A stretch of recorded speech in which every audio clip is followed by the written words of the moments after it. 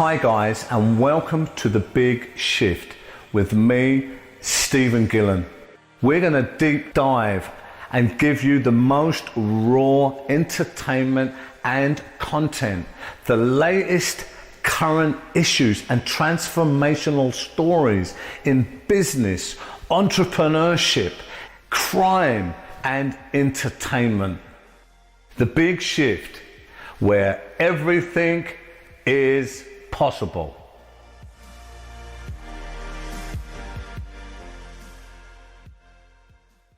Hi guys, welcome to another edition of The Big Shift and the all-time top 9 life lessons. Today I have a fascinating guest who lived an exceptional and unique life. He was once written about as in the top 50 most powerful and most wealthy mafia bosses, but he's done much, much more. He's one of the only people I certainly know to walk away from that life in the right way and still be here to go on to do wonderful stuff. Today, my guest is Michael Franzese. Hi, Michael. Thanks for coming on. Well, thanks for having me. Now, I want to get straight into it. It's a very unique life to have traveled the life that you had, Michael. And at such a high level, you was a capo of the Colombo family when there was so much activity then in the New York mob. I know, you've been on Netflix with things like Fear City. You got some wonderful books out, and some wonderful other things you're doing today. You must have had a lot of real life and business learnings from that. Today, I want to ask you your top 9 all-time life and business lessons. What would number 1 be, Michael? I would think that, and I'll go back to when I was in that life, all the business proposals that I would get, people offering me deals and wanting me to get involved with them. And it would be to a point where I would have a place every Monday night. I would have people come and meet with me Monday night and propose something to me. And that was it. Because I was kind of the guy on Long Island, and people would sit down with me and they'd say, well, I want to open up a restaurant. I said, okay, what's your plan? Well, I'm going to serve good food. I said, well, that's a given, isn't it? I said, what else is your plan? Well, I'm going to find a good location. I said, okay, those are 2 things that we would hope you're going to do normally. But what's your plan? What's your budget? How many people are you going to hire? And I went through the whole thing. Well, they didn't have a plan, so I tell everybody, make your plan, write it down. Put it down, study it, know it, so that going in how you're going to operate your business, everything that it takes. I said, take time with it. So I think the number one thing is, once you come up with your concept, your idea, have a plan, go for it, put it down on paper and stick with it. And of course, you're going to deviate a little bit. There's market changes, things that happen along the way, but at least you're going to know what it is that you want to do. You're not winging it. And I think that's number 1. That's it for sure. Start with the end in mind is a good one. Number 2, Michael, what would that be? Number 2, I always say, know what you do best and delegate the rest. And the reason I say that, you can't be, no matter what business you're in, you can't know everything. You can't be good at everything. There's things that you're going to do well. There's other things that other people will do better than you. People used to say to me, you're a brilliant businessman. And I would say, no, I'm not. I had certain talents. And I think my talent was, number 1, I knew how to recognize a good opportunity. And number 2, I knew how to get the right people to help me implement it and then motivate them to do the work. So I always say this, do what you do best, delegate the rest. Figure out what your strength is and get people to do what you don't do well and motivate them to the highest degree that you can. Very wise advice. And your number 3 all-time life and business lesson? Have a consigliere. Have somebody that you can, that's an advisor to you, that you can run things by. That's not a yes man. That's not worried about standing up to you. So at least when you have something that you want to try, you want to get another opinion of somebody that you respect. You don't have to listen all the time, but at least you're going to hear it. You can make your own judgment. I think that's very important, and for me, it was my dad in certain things, but even what I do now in my business now, I have people that I turn to that are smarter than me. And I ask their advice. And there's sometimes I'll disagree, but most of the time, if I think they know better than me, I let them go. Let them do it. And what would be the number 1 fundamental that you would look for in a consigliere? Again, that he's not a yes man. That he's not worried about pleasing me. He's more worried about giving me the right information and the right opinion. That's important. Number 4, Michael. It's funny, I don't have them, I've listed them all in my book, but number 4, put a good crew together. Again, you're only as good as the people that you surround yourself with. And I think that's important. I always say this, you're going to run your business pretty much the way you run your life. If your life is a mess, your business is not going to be much better. If you're hanging with the wrong people in your life and you don't know how to put the right people in your business, you're going to suffer for it. So it's always put the good team together, the right crew together. That's going to help you implement the business that you're in, the details of the business that you're in. It's very important. Again, I think you understand what I'm saying. You operate your business the way you operate your life. It's just an extension of it. So you got to be good at both. That's sound advice, really. That is absolutely my experience too. Number 5, Michael. Know how to negotiate. Very important. Negotiation, again, I say this, people don't realize that all of life is a negotiation. When you're married, you're negotiating with your spouse, quite often. You negotiate with your kids, they're coming to you for certain things. You got to work things out. Sometimes there's compromises. In business, there's negotiation all the time. Learn the techniques of negotiation. And, again, in that regard, I always say, be a good listener. There's sometimes you're going to be in a negotiation and you're the smartest guy in the room. And you don't want people to know that. You want to hear what they have to say. And as long as you're listening to them, you got the upper hand. There are other times when you're in the room and you're not the smartest guy in the room. And you still want everybody to talk because your silence, they don't know if you're smart or not. But by the time they're finished talking, you got all the information you need. And, that's the art of negotiation.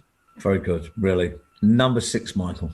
Oh, gosh. I always say this, pay your taxes.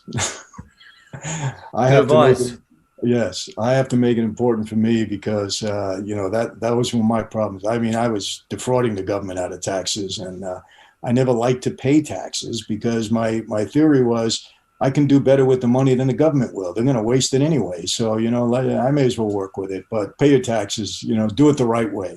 I always say that. Do it the right way, very important. I had to learn that too because it seemed great, but to actually own anything that was concrete, I had to learn to play the game. That was my. That couldn't be taken again, or it was a problem, So your all-time number 7 life and business lesson. Integrity in business, that could be number 1, that could be number 7, it could be all the way through. It could be part of everything that, it could be part of every item. But having integrity is very important because it comes out in the wash later on. It's better to set out. I have 2 ways of looking at life. There's 2 ideologies that are clear to me, may not be to everybody, clear to me. One is working like Machiavelli, the Italian statesman who is kind of a patron saint to the mob. And if you work according to Machiavelli, you can be successful for a time, but in the end, it'll fall apart. I've never seen it succeed all the way without getting into the ideology. The second is I became a student of the book of Proverbs. King Solomon, brilliant man, one of the wisest men that ever walked the face of the earth, if not the wisest. And his principles, if you follow them, and I'm not only talking about the religious aspect, because he was a believer in God, but his everyday principles for succeeding in life, if you apply that to your business, you can be, and you've got talent, and you know what you're doing, you can have longstanding success. And it's all about integrity and honesty. So I think that's key. Obviously, it's key in life, and it's certainly key in business. Absolutely. There's one tale I always remember about King Solomon, the wise man, that always stuck out to me. And it was the one about the 2 women who said the child was theirs. Exactly. And he says, okay, he got the child, he got the sword. He says, right, I'm going to give you half each. He raised the sword. And of course, the real mother said, oh my God. And then he says, I see now, the child is yours. I mean, how wise is that? Really? Brilliant. Number 8, Michael. What would your number 8 be? Oh, boy. I think we kind of covered everything in this, I always say this too, don't worry about competition. Be the best that you can possibly be. And it's, sometimes competition is healthy because, it's the old thing again, bringing up a restaurant. If you open up a restaurant and you're the only one on the street, chances are nobody's going to find you. But if you open up a restaurant with 9 other restaurants there, that's going to become Restaurant Row. And if you're good and you got quality food, people are going to come and they're going to spread the wealth. So I say, don't worry about the competition. Worry about making your business the best possible business it could be. Great advice, really. And your number 9 all-time life and business lesson from a fascinating life, Michael, and an exceptional journey. These are real jewels, real learnings that are forged under very unique circumstances. What would number 9 be? Treat your people well. Treat your people well, because give them motivation to want to see you succeed. I quite often overpaid my people, but there's a balance there. There is a balance there. And I want to explain that if I can. There was a good friend of mine, and he was running on some hard times. So I got a hold. This was way back when I was in the life, and I said to him, his name was Frankie. He's passed on now, so I could say, Frankie, I'm gonna give you a job. He said, oh, I appreciate it. What's the job? I said, I want you to go around to my gas stations, and I want you to collect the money. Very easy. When you get there, they're just going to hand you a bag of money. That's it, and bring it to me. I'm going to pay you $3,000 a week because I'm going to help you out. Okay, you're taking a little bit of a risk. I'm going to help you out.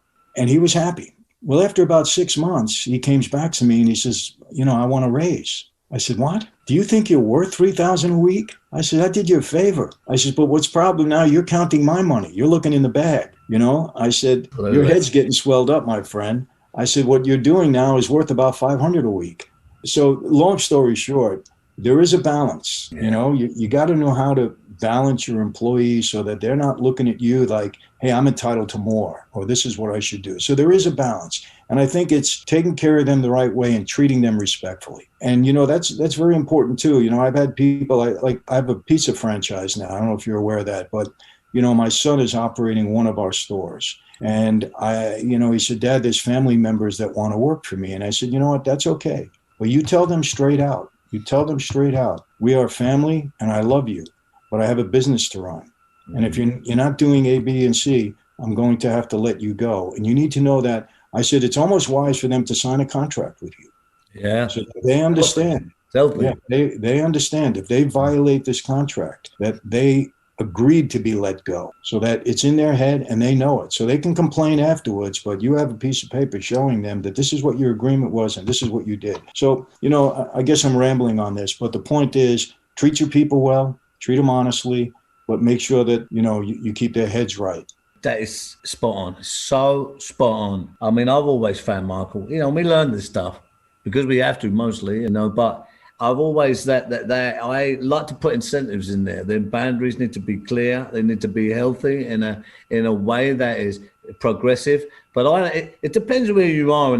But I like people to, in a way, to have to prove themselves for the right reasons. This is healthy. That works. And of course, what you've said, be proper, look after them, treat them respectfully, lift them up, lift them up to better things, but keep them boundaries. So absolutely. And unbelievable wisdom, Michael, really, thanks for coming on and sharing it with everyone. And I know we're going to do some stuff, hopefully in the future. I'm sure we will. And I know you've got some books out there and different stuff, people can search, and have a look. It's unbelievable wisdoms in there too. Guys, have a look. And Michael Franzese, thank you for coming on. Well, it was a pleasure. I really mean it. I enjoyed it. And I look forward to doing some things in the future. I hope we do get together on that. So thank you very much. Thanks for having me, and just have a great rest of your day, my friend.